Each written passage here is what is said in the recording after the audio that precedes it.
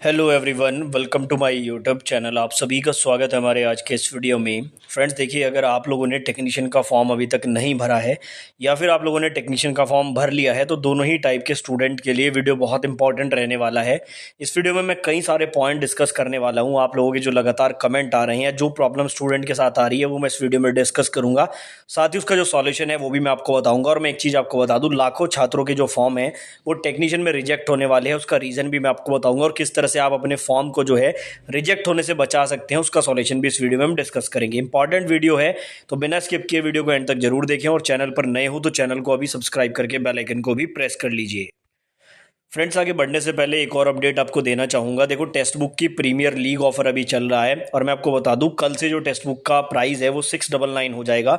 तो आज रात तक आप लोग इस प्रीमियर लीग ऑफर का लाभ ले सकते हैं। इसमें जो टेक्स्ट बुक का पास प्रो है 15 महीने वाला, वो आपको मात्र 219 रुपये में, और लाइफ टाइम वाला जो पास प्रो है वो केवल 395 रुपये में मिल जाएगा। अगर आप एसएससी, बैंकिंग, रेलवे किसी भी एग्जाम की तैयारी करते हैं तो टेक्स्ट बुक पे सभी के mock test, previous test, practice set available होते हैं। साथ ही 20 लाख प्लस स्टूडेंट यहाँ पर हैं, तो आपको एक्चुअल कंपटीशन का भी पता लगता है। डिस्क्रिप्शन में मैंने लिंक दिया है, उस लिंक पर जाकर EG10 कोड का यूज अगर आप करेंगे तो आप इस ऑफर का लाभ ले सकते हैं और 12% का डिस्काउंट आपको यहाँ पर ये मिल जाएगा। साथ ही अगर आपका सिलेक्शन हो जाता है तो 100% रिफंड भी आपको टेक्स्ट बुक की तरफ से मिलता है। लिंक डिस्क्रिप्शन में है, जाके चेकआउट जरूर करें। देखो, सबसे पहले तो मैं एक पॉइंट पे बात करना चाहूँगा। बहुत सारे स्टूडेंट अभी तक फॉर्म नहीं भरे हैं। वो यही सोच रहे हैं कि किसी तरह से ये पता लगे कि किस जोन में ज़्यादा फॉर्म है, किस जोन में कम फॉर्म है, उसके बाद ही हम फॉर्म अप्लाई करेंगे। एक स्टूडेंट का कमेंट भी आप देख सकते हैं, यार समझ नहीं आ रहा है किस जोन से फार्म भरे टेक्नीशियन ग्रेड 3 फिटर ट्रेड का। देखो, अभी भी स्टूडेंट कन्फ्यूज है इस बात को लेकर कि हम लोग कहाँ से फॉर्म भरें, और तरह तरह की वीडियोस वो देख रहे हैं कि कहीं से डाटा पता लग जाए। मैंने आपको लास्ट वीडियो में भी बताया था, उससे पहले भी कई वीडियो में बताया है कि टोटल फॉर्म फिलअप का जो डाटा है, ठीक है, वो सभी आपको फेक दिखाया जा रहा है। कहीं से भी एग्जैक्ट डाटा नहीं मिल रहा है। जैसे ELP में एग्जैक्ट डाटा निकल गया था, ऐसे यहाँ पर नहीं आ रहा है। ठीक है, रजिस्ट्रेशन नंबर बहुत ही कंफ्यूजिंग है। तो ये बात सोचकर अगर आप बैठे हो कि लास्ट में फॉर्म भरूंगा, तो आप बहुत बड़ी प्रॉब्लम में आ सकते हो। अब देखो, यहाँ पर स्टूडेंट अभी अप्लाई कर रहे हैं तो कुछ जोन में ये प्रॉब्लम आ रहा है कि जो आपका फॉर्म है वो अप्लाई नहीं हो रहा है। जैसे कि इन्होंने बताया कि फॉर्म नहीं भर पा रहे हैं, किसी भी जोन से करने की कोशिश कर रहे हैं, तभी यही दिखा रहा है। मतलब कि अभी क्या है कि नेटवर्क का भी कुछ इशू आ रहा है पिछले 1-2 दिन से। तो अगर आप इसी बात मेरे इसी उधेड़ बुन में रहेंगे कि किस में ज़्यादा फॉर्म है, किस में कम फॉर्म है, उसके बाद अप्लाई करूँ, तो हो सकता है कि लास्ट में आपका फॉर्म ही ना अप्लाई हो। अभी आपके पास 8 से 10 दिन है। 8 से 10 दिनों में जो है अपने फॉर्म को पहले ही अप्लाई कर दो। लास्ट के 2-3 दिनों का वेट मत करना। इस हफ्ते में, यानी कि 1 अप्रैल से लेकर 5-6 अप्रैल तक अपना फॉर्म फिल कर दो, अदरवाइज आप फॉर्म फिल नहीं कर पाओगे। साथ ही मैंने आपको बता दिया है, टोटल फॉर्म फिलअप का जो डाटा है उसके चक्कर में बिल्कुल मत पड़ो। सभी आपको फेक डाटा ही दिखा रहे हैं और उस डाटा के आधार पर फॉर्म अप्लाई भी मत कर देना, अदरवाइज कोई फायदा नहीं होगा। अपनी कंडीशन के हिसाब से अप्लाई करो, जो जोन आपको सही लगता है। ठीक है, ये पहला पॉइंट था। दूसरा पॉइंट की बात करते हैं। अब जिस स्टूडेंट ने फॉर्म अप्लाई कर दिया है, उनमें से बहुत सारे स्टूडेंट के कमेंट आ रहे हैं कि सर मैंने फोटो में जो बैकग्राउंड है वो ब्लू कलर का कर दिया है, या फिर मेरे सिग्नेचर ऐसे हैं, डेट ऑफ पासिंग मेरी गलत हो गई है, या फिर जो मेरा सर्टिफिकेट नंबर है OBC का वो मैंने नंबर गलत भर दिया है। ऐसी प्रॉब्लम बहुत सारे स्टूडेंट के साथ आ रही है।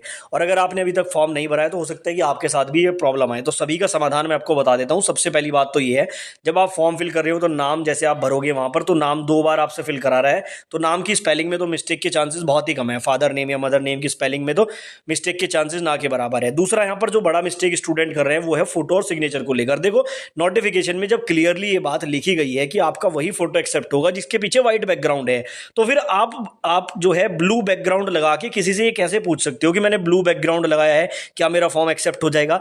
जब नोटिफिकेशन में ये चीज क्लियर मेंशन कर दी है कि भाई व्हाइट बैकग्राउंड चाहिए, तो आप अगर ब्लू लगा रहे हो तो आप उम्मीद मत करो कि आपका फॉर्म एक्सेप्ट होगा। वहां पर चांसेस हैं कि आपका फॉर्म रिजेक्ट हो जाएगा, क्योंकि नोटिफिकेशन में व्हाइट बैकग्राउंड मांगा है। तो ऐसे सवाल भी करने बेकार है जब आप इतने पढ़े लिखे हो। तो ये बात आपको ध्यान रखनी चाहिए। फोटो 20-30 रुपए में फोटो बनती है यार। नया फोटो बनवा के पीछे व्हाइट बैकग्राउंड, फ्रंट फेस रखो। ऐसा सीधा साधा फोटो आपको लगवाना है, बिना चश्मे के, बिना माथे पे बाल होगे, ऐसा फोटो लगा के अपना अप्लाई कर दो। आपके बिल्कुल जो रिजेक्ट होने के चांसेस है वो ना के बराबर हो जाएंगे। फिर भी स्टूडेंट ये गलती करते हैं, सर मैंने ब्लू बैकग्राउंड लगा दिया, मैंने रेड बैकग्राउंड लगा दिया, अब मैं क्या करूं? तो जिसने ऐसा कर दिया है वो कुछ मत करो। मॉडिफिकेशन की डेट जब आएगी तो 250 रुपये पे करके अपने फॉर्म को मॉडिफाई करके और व्हाइट बैकग्राउंड वाला फोटो लगा लेना। अब यही समझ समस्या सिग्नेचर में भी काफ़ी लोगों ने की है, सर मैंने सिग्नेचर ऐसे कर दिए हैं अलग अलग लेटर। अरे जब नोटिफिकेशन में क्लियरली मेंशन है ये चीज़ें कि डिसजॉइंट लेटर के सिग्नेचर नहीं होने चाहिए, आपका जो है कैपिटल लेटर्स के सिग्नेचर नहीं होने चाहिए। अब मेरा नाम राहुल है, मैं पूरे सिग्नेचर ऐसे करूँ तो कौन उसको एक्सेप्ट करेगा ऐसे? ये सिग्नेचर की फॉर्म नहीं है। सिग्नेचर की फॉर्म ये होती है कि रेगुलर में आपने साइन किया हो, पहला लेटर आपका कैपिटल हो बाकी स्मॉल हो, ठीक है। तो सिग्नेचर और फोटो में जिसने गलती की है वो मॉडिफिकेशन में ठीक कर लेना, और जो आगे फॉर्म भरेंगे वो ध्यान से भरना।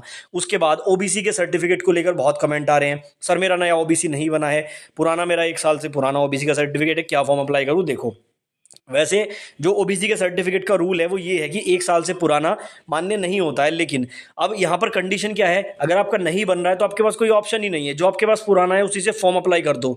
यहाँ पर मैं कह सकता हूँ कि 99% चांसेस हैं कि आपका फॉर्म रिजेक्ट नहीं होगा, क्योंकि इस कारण से फॉर्म रिजेक्ट होते भी नहीं है। फॉर्म मेनली फोटो और सिग्नेचर के कारण रिजेक्ट होते हैं, लेकिन फिर आपको क्या करना है, ये सर्टिफिकेट संभाल के रखना है और डीवी के टाइम पर एक नया सर्टिफिकेट आपको बनवा के जो है वो दे देना है, तब आपका यहाँ पर वेरीफाई हो जाएगा। इसका सिर्फ वेरिफिकेशन ही होता है कि जब आपने फॉर्म भरा था तब भी आप ओबीसी में थे, और अभी जब डीवी हो रहा है तब भी आप लोग ओबीसी में हो, ठीक है। सिर्फ ये चेक करना होता है। तो ओबीसी सर्टिफिकेट का इशू जिसके साथ भी है वो इस तरह से रिजॉल्व कर सकता है। बाकी नया जिसका बन गया है लास्ट डेट से पहले का, वो अप्लाई कर सकता है। ये ध्यान रखना, लास्ट डेट से पहले का ही हो तभी अप्लाई करना। उसके अलावा कुछ लोग बोल रहे हैं कि सर मेरा पासिंग सर्टिफिकेट था उस पर डेट अलग है, और जो मेरी मार्कशीट है उस पर डेट अलग है, कौन सी भरूं? तो देखो, डेट ऑफ पासिंग वहां पे मांगी जाती है, डेट ऑफ पासिंग आपको भरनी है। अगर गलत भर दिया है तो मॉडिफिकेशन में उसको आप लोग चेंज कर सकते हैं। तो ये कुछ कारण रहेंगे जिनके कारण लाखों छात्रों के जो फॉर्म है वो रिजेक्ट होंगे, आप इससे बच सकते हैं। अभी भी कोई गलती फॉर्म में की है तो मॉडिफाई कर लेना, अभी तक फॉर्म नहीं भरा है तो फॉर्म जल्दी से भर लो, क्योंकि सर्वर में प्रॉब्लम आ रही है। और दूसरा, यहाँ पर ये गलती आप लोग फॉर्म भरते टाइम बिल्कुल मत करना। बाकी कोई क्वेरी कोई सवाल है तो कमेंट बॉक्स में आप पूछ सकते हैं।